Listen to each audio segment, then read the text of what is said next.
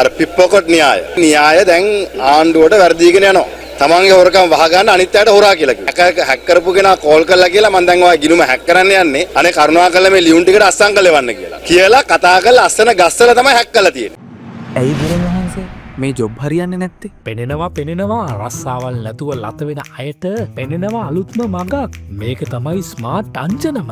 කොහේ හිටියත් ජොබ් එක ඔයා ඉන්න තැනටම ගේන ප්‍රොෆිට් ඇප් එක. ඉලෙක්ට්‍රීෂියන්, ප්ලම්බර්, වඩුකාර්මික, පෙදරේරු, ඔටෝ මැකෑනික් සහ පේන්ටර් මේ කාටත් දැන් වැඩ වැහි වහින්නේ ප්‍රොෆිට් ඇප් එකේ. අදම ඩවුන්ලෝඩ් කරගන්න.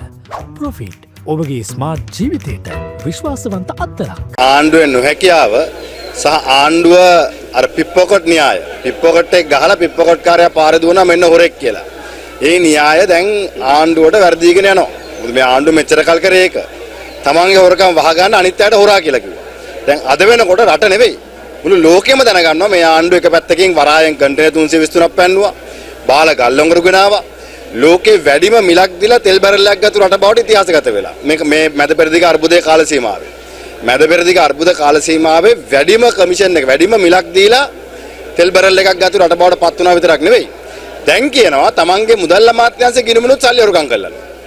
දැන් හැක් කරා කියලානේ කියන්නේ. ඉතින් මෙහෙම හැක් කරනවා අපි ලෝකෙ මයිදානේ කිසිම රටක් අහලා නැහැ. හැක් කරපු කෙනා කෝල් කරලා කියලා මම දැන් ඔය ගිණුම හැක් කරන්න යන්නේ.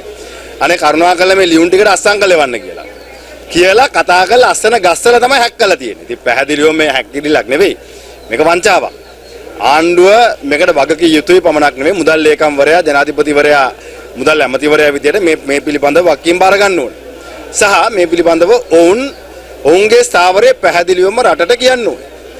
මේ වෙනකන් ඇයි නීතිමය ක්‍රියාමාර්ග ගත්තේ නැත්තේ? දැන් එක වෙලාවක කියනවා හැකර් හැංගෙයි කියලාලු. දැන් හැක් කරපු කෙනා හැංගෙයි කියලා දෙක හොරාට මාස 4ක් තියන් ඉඳලා ගේ ඇතුලේ. පරීක්ෂණ කරන්නේ නැතුව. ඇයි හැංගෙන හින්දා?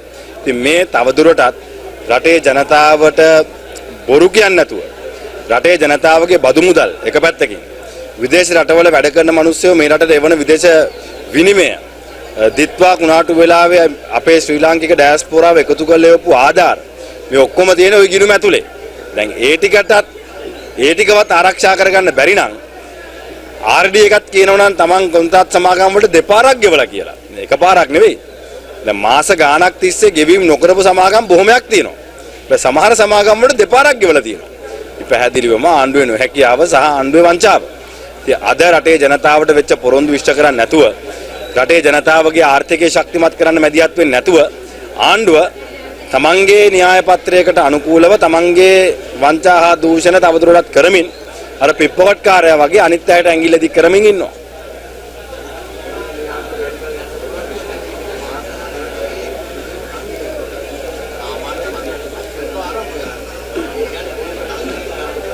හොරුන්ට කල් දෙන එක නෙවෙයි. ආණ්ඩුව පැහැදිලිවම හොරා ඉන්නේ ආණ්ඩුව ඇතුලේ.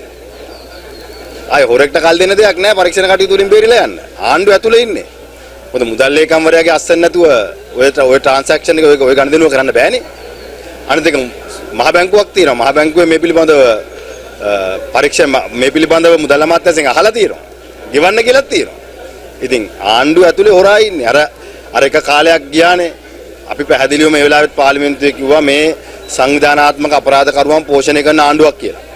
අද ඒක සමාජයට දිනෙන් දින සනාථ වෙනවා. මොකද ආණ්ඩුවේ වගකීම් දීලා සංවිධාන අපරාධකරුව අත්අඩංගුවට ගන්න කියලා බාර දීපු සමහර මාලිමාවේ පොලිස් නිලධාරීන් අද වෙනත් සංවිධානාත්මක අපරාධකරුවන්ගේ ගණදෙනු කරලා කියලා අනාවරණය වෙලා තියෙනවා.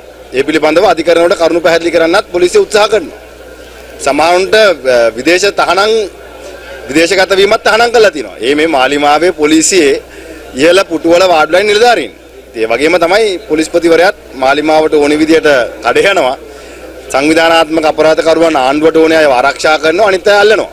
ඉතින් මේ කාරණා දිහා බැලුවම අපිට පැහැදිලිවම පේනවා ආණ්ඩුව එක පැත්තකින් මේ රටේ බදු මුදල් වංචා කරනවා. මහ බැංකුවෙන් මුදල් අමාත්‍යාංශ ගිණුමෙන් සල්ලි හොරකම් කරනවා. Tamanට අවශ්‍ය හිතවතුන්ගේ ගිණුම් වලට දෙපාරක් තුන් පාරක් ගෙවීම් කරනවා. වරාය තමන්ගේ හිතවතුන්ගේ කන්ටේනර් ටික පන්නනවා. Tamanට හිතවත් ව්‍යාපාරිකයන්ට අසීමිත ලාභයක් උපයන්න මිල වැඩි කරලා දෙනවා. හාල් පිටටින් ගෙනලා දෙනවා. තවත් පැත්තකින් ලෝකයේ වැඩිම මිල දීලා තෙල් මිල දී ගන්නවා. ඇයි ඒ? කාට ලාභයක් දෙන්නද? ගල් අඟුරු ගත්තත් ගල්ලංගුරු බාලයි කියලා දැනදැනත් ගල්ලංගුරු ටික ලංකාවට ගේනවා. ඒ සමාගමට තවත් ටෙන්ඩරයක් දෙන්න හදනවා. ඒ කාල සීමාව තුළත. ඉතින් පැහැදිලිවම මේ හැම දෙයක් පිටිපස්සෙම ඉන්නේ ආණ්ඩුව.